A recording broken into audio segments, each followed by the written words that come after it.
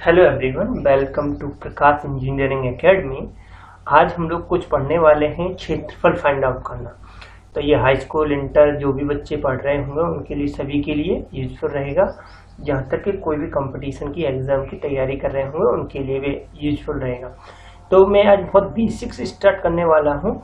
क्षेत्रफल होता क्या है, किस तरीके से निकालते हैं, ठीक है। तो वही हमको आज क्षेत्रफल, आप चैप्टर का नाम डाल दीजिए क्या, क्षेत्रफल। क्षेत्रफल, ओके। क्षेत्रफल हम निकालेंगे, इसको इंग्लिश में बोलते हैं एरिया। Area, okay. तो देखिए, क्षेत्रफल हमको कोई सी भी आकृति का हमको यह निकालना हो तो हम किस तरीके से निकालेंगे। सबसे पहले तो हमको जानना चाहिए कि क्षेत्रफल होता है द्विविमीय। कैसा होता है? द्विविमीय होता है, जिसमें दो विमाएं होती हैं। तो जैसे कि मैं एक आकृति ले रहा हूँ, उसका मैं क्षेत्रफल यह निकालना चाहूँगा तो मैं किस तरीके से निकालूंगा, ओके। जैसे कि मैंने सपोज दैट ये एक आकृति ले रहा हूँ, ये मैंने एक आकृति ली है। तो इस आकृति, ये एक क्या है, एक आयत है। आयत है तो आयत में क्या होता है, आमने सामने की भुजाएं बराबर होती हैं, ये देखिए, और 90 डिग्री पर है। तो ये भुजाएं हैं। तो सबसे पहले ये द्विविमीय आकृति है, तो इसका हमको ये क्षेत्रफल निकालना होगा। तो क्षेत्रफल क्या होगा इसका, फर्स्ट पॉइंट में दे रहा हूँ, इसका क्षेत्रफल क्या होगा, आयत का क्षेत्रफल। आयत का क्षेत्रफल, आयत का क्षेत्रफल होगा लंबाई गुणे चौड़ाई। लंबाई गुणे चौड़ाई, ओके। ये क्या है, लंबाई है, और ये क्या है, चौड़ाई है, ओके। इतनी बात आप लोगों को समझ में आ गई होगी। अब मैं इसी वाले फॉर्मूले से, इस वाले फॉर्मूले से सभी सूत्र निकाल लूंगा, चाहे आयत का हो, कैसे भी त्रिभुज का हो, समकोण त्रिभुज का हो, जिस तरीके का होगा, और मैं हर चीज का निकाल लूंगा फॉर्मूला। अब देखिए, मैं दूसरा फॉर्मूला लेना चाह रहा हूँ कि मुझे वर्ग का क्षेत्रफल निकालना है। सपोज दैट वर्ग का क्षेत्रफल निकालना है, तो सबसे पहले हमको वर्ग की कंडीशन पता होनी चाहिए। तो पहले मैं वर्ग बना ले रहा हूँ। मैंने क्या करा है, वर्ग बना लिया। वर्ग में क्या होता है, चारों भुजाएं बराबर होती हैं। तो इसकी भुजा, ये भुजा, ये भुजा, सॉरी मैं इसे थोड़ा डिलीट कर लूँ क्योंकि ये थोड़ा सही नहीं बना हुआ है। हाँ, ये लंबाई मान ले रहे हैं, ये लंबाई है इसकी, और ये चौड़ाई है, ओके। लेकिन दोनों क्या है, लंबाई बराबर चौड़ाई है, ठीक है नहीं, चौड़ाई है इसकी। जब लंबाई चौड़ाई बराबर है तो हम कह सकते हैं दोनों भुजाएं बराबर हैं। तो भुजा बराबर लंबाई बराबर चौड़ाई। तो हम कह सकते हैं, हमको कोई भी पूछेगा वर्ग का क्षेत्रफल, तो वर्ग का क्षेत्रफल, तो आपको आज पता चल जाएगा वर्ग का क्षेत्रफल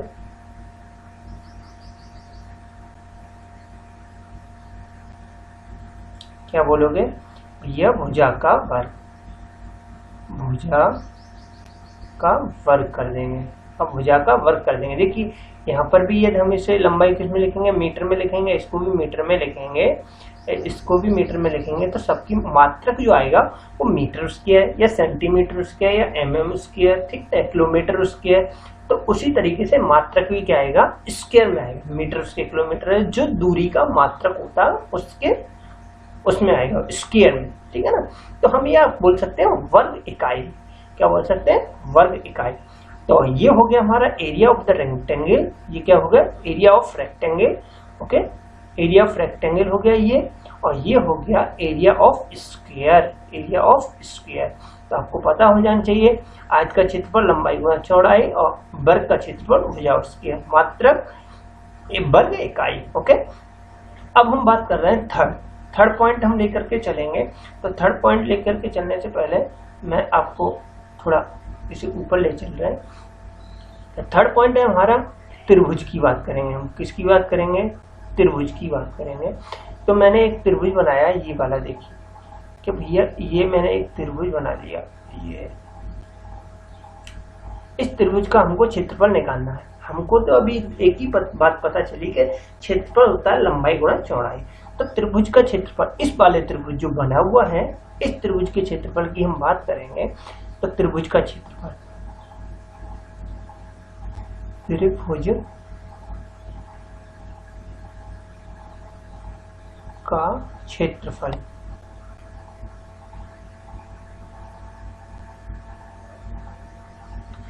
तो इससे सबसे पहले या तो आप देखो रटना चाहोगे तो 1/2 लंब गुणे आधा कर सकते हो, बट लेकिन रटना नहीं है। और रटना नहीं है तो मैंने क्या करा, यहाँ से इस त्रिभुज को काट दिया बीच में से। जब बीच में से इस त्रिभुज को मैंने काटा तो देख रहे हैं हम लोग क्या होगा कि भैया एक इस तरीके से आकृति बनेगी, क्योंकि जो कटा हुआ त्रिभुज रहेगा वो ये वाला है त्रिभुज, ये वाला मैंने ये त्रिभुज बना लिया। ये पूरा इस तरीके से है, ये पूरी आकृति ये पूरी यहाँ है, ठीक है ना। और जो वाला मेरा ये वाला त्रिभुज है, इस वाले को मैंने उल्टा करके, क्योंकि बराबर है तो ये मेरा आ गया ये इस तरीके से। तो ये वाला पूरा क्या बन गया, मेरा एक रेक्टेंगल बन गया। क्या बन गया, रेक्टेंगल बन गया। तो ये वाली जो भुजा थी आधार वो क्या हो गया, आधार हो गया। यहाँ पर मैं देख रहा हूँ आधार का क्या हो गया, आधा हो गया। आधार का क्या हो गया भाई, आधा हो गया, ठीक है ना। और ये वाला क्या है, ऊंचाई तो ऊंचाई है, उसकी ऊंचाई तो ऊंचाई ही है, ठीक है ना। ऊंचाई में छोड़ दिए हैं तो हम कह सकते हैं 1/2 लंबाई या उसकी ऊंचाई लंब गुणे आधार। तो आधार की वजह से ये आधा हुआ है। तो ये जो भी आपको डाउट हुआ होगा, पहले रहता होगा कि आप रट के सीखे होंगे, तो 1/2 कैसे आया, क्योंकि वो यहाँ से कन्वर्ट करा गया था रेक्टेंगल में, तब ये आया हुआ है। ओके, तो आई होप आपको ये बात मेरी समझ में आ रही होगी, ठीक है। आपको ये बात समझ में आ रही होगी। अब मैं देखूंगा डिफरेंट टाइप्स के जो त्रिभुज होते हैं उनका हमको क्षेत्रफल निकालना हो तो कैसे निकालेंगे, ठीक है ना। तो उसका भी निकालना सीख जाएंगे। तो मैंने ये रेक्टेंगल में दोबारा से बना दे रहा हूँ, जिससे कि एक इफेक्टिव रेक्टेंगल दिखे। कि मैंने ये लिया और ये मैंने, तो यहाँ से इसको मैंने ये कन्वर्ट करा हुआ है। ओके, तो ये वाला अब मैं कर रहा हूँ कोई भी, ये मान लीजिए और कैसा भी त्रिभुज है तो उसके केस में क्या होगा, ठीक है। तो मैं इसे थोड़ा ऊपर करके लेके चल रहा हूँ, ठीक।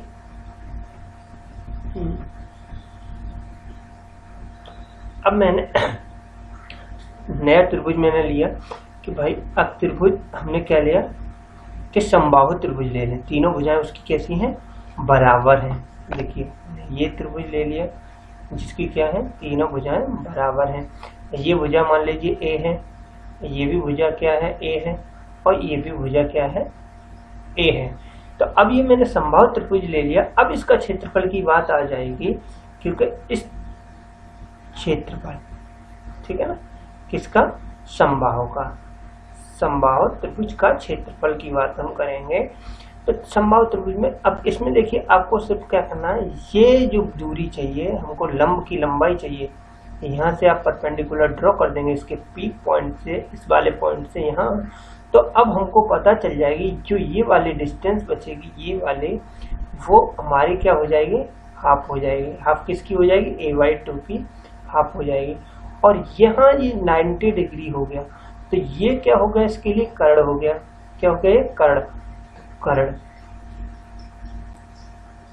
ओके, तो ये कर्ण हो गया। तो अब हम कर्ण का वर्ग बराबर क्या जानते हैं, लंब का वर्ग प्लस आधार का वर्ग। तो वहां से हम इसकी वैल्यू निकालें तो देखिए कर्ण का वर्ग बराबर a का उसके बराबर, लंब हमको पता नहीं है, वही तो हमको निकालना है। लंब का वर्ग प्लस आधार का वर्ग, आधार का वर्ग मतलब a² 4। अब मैं इस वाले टर्म को पूरे को इधर ले जाऊं, क्या आ जाएगा, a² माइनस a² / 4। तो ये क्या हो जाएगा, लंब का वर्ग। ओके, तो अब मैंने इसे सॉल्व करा तो ये हो जाएगा 4 - 1 3/4 4, क्या आएगा 3/4 ए स्क्वायर और बराबर हो गया लंब का वर्ग। अब यहाँ से देखेंगे ये स्क्वायर हम हटाएंगे, दोनों पक्षों का वर्गमूल लेने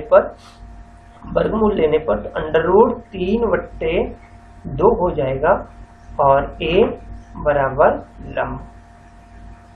ओके, तो अब आपको पता चल गया होगा, कभी भी समबाहु त्रिभुज में लंब की लंबाई पूछ ले तो √3/2 इंटू भुजा, जो भी भुजा है।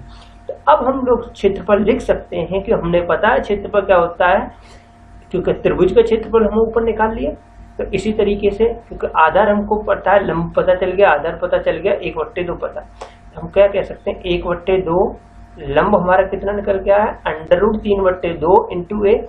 तो √3/2 इंटू ए इंटू हमारे क्या आधार हमारा कितना ए है, आधार कितना पूरे ट्रायंगल का ए है।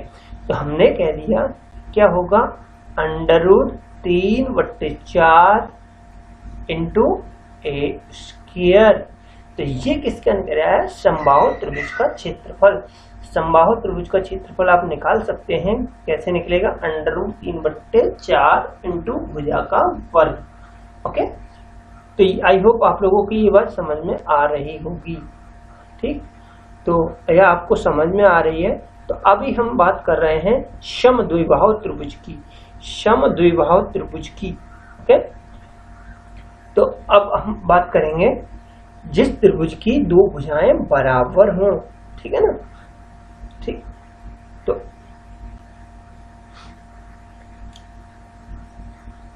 तो मैंने ये नया पॉइंट डाला, समद्विबाहु त्रिभुज की बात कर रहा हूं।